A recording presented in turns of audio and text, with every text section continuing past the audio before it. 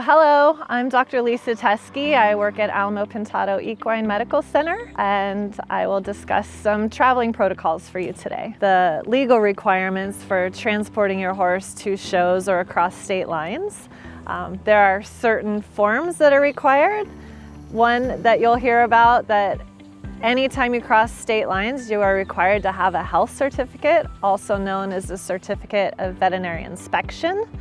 These health certificates, the veterinarian has to come out to your place within 10 days of issuing the health cert, and then the health certificate is good for 30 days from the time of issue. In order to complete the health certificate, the veterinarian needs some information from you. They need to know who is hauling the horse, the date it's leaving, and the destination where it's going.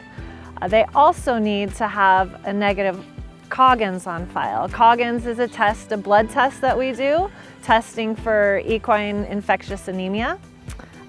You need a negative test. That test is good for a full year. So you can get that test in advance and then do your health certificate, but we have to have that negative test on file to complete the health certificate form. This is true for zebras, donkeys, mules, and horses. The only ones that are exempt are foals, less than 6 months old, traveling with their mom that is negative. So once you have your Coggins and health certificate ready, the Coggins form, you'll have a pink form. We keep part of it, but you have the pink form and the Coggins form. These are required to travel with the horse. So he'll show you a picture of that later, but those accompany the horse, so they don't stay with the owner, they have to be on the van with the horse. And then different show venues will also have different requirements. So, and that can include some vaccination requirements. So in the English world, if you're going to a USEF sanctioned sport, they require a current flu and rhino vaccine. And that has to be done within 6 months of going to the horse show. So again, the English horse shows often require that you have proof of vaccination for specifically equine influenza and equine herpes virus. And the herpes virus has been in the public knowledge for quite a while. That's a vaccine no matter what venue you're going to. If it's Western or English, you really want your horses current on their flu rhino vaccine. Current means within 6 months. And for the English world, the requirements for the USEF shows, they have to be within 6 months, but not within 7 days. So you can't give the vaccine and leave for the show tomorrow.